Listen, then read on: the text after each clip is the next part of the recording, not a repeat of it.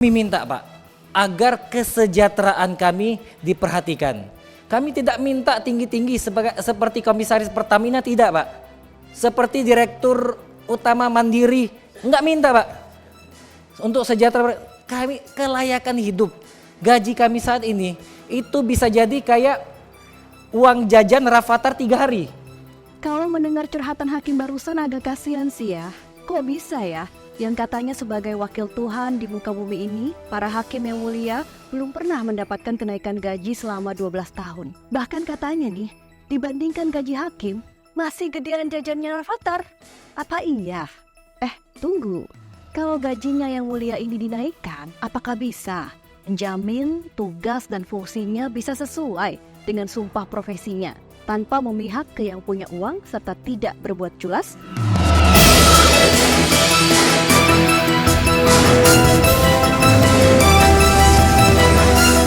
Aji Prakoso, Hakim Pengadilan Negeri Sampang, Madura, menyampaikan keluh kesahnya terkait kesejahteraan hakim saat audiensi dengan pimpinan DPR. Menurutnya, kondisi ekonomi hakim saat ini berada di ujung tanduk. 12 tahun negara telah abai terhadap kondisi hakim. Saking gak punya uangnya, ia bahkan tidak dapat menghadiri pemakaman orang tuanya karena tidak punya cukup uang.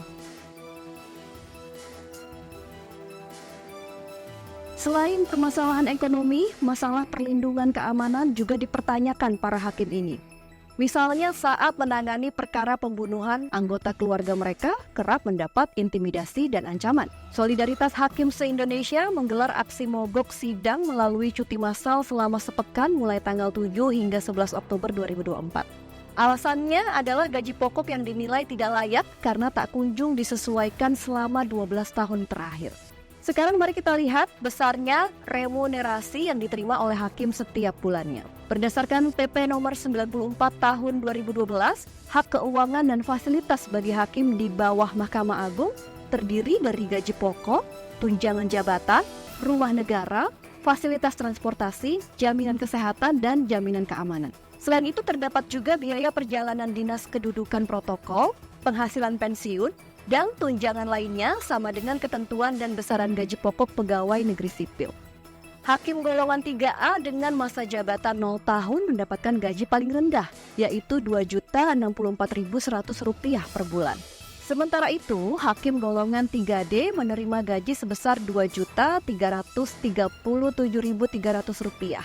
Gaji pokok mereka bertambah sekitar Rp60.000 setiap tahunnya. Selain gaji pokok, hakim mendapatkan tunjangan yang besarnya disesuaikan dengan jabatan mereka di lingkungan lembaga peradilan. Lampiran 2 PP nomor 94 tahun 2012 mengatur tentang tunjangan hakim di peradilan umum, peradilan agama, peradilan tata usaha negara, dan peradilan militer. Ini coba dilihat di grafis ini ya, kawan inilah. Sebenarnya sih nggak kecil-kecil amat ya.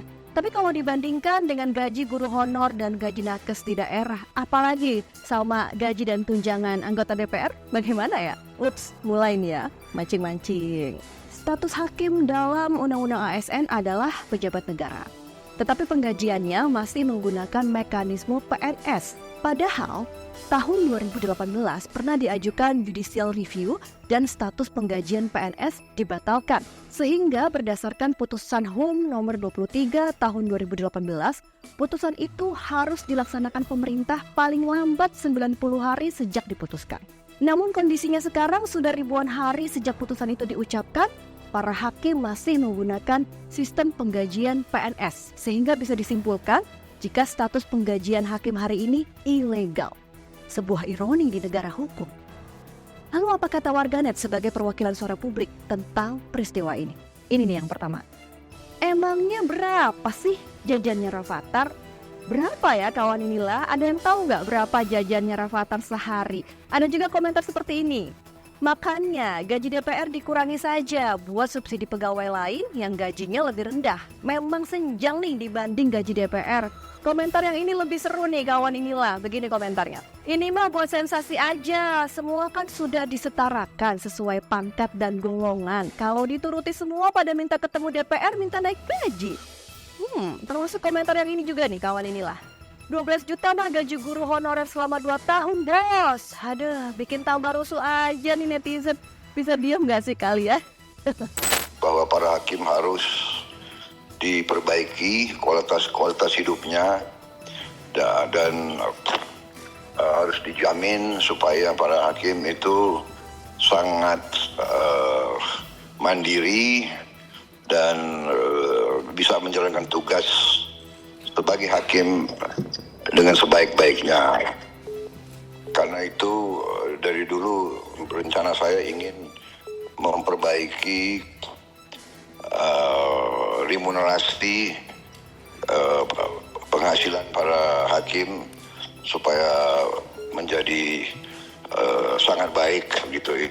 Itu pandangan saya dari dulu. Dan tapi janji ya Bapak Ibu yang mulia, kalau gajinya sudah naik, gak ada lagi tuh yang namanya jual beli perkara, sogok menyogok, atau memutus perkara di meja hijau tanpa bisa ditekan oleh pihak yang bersengketa.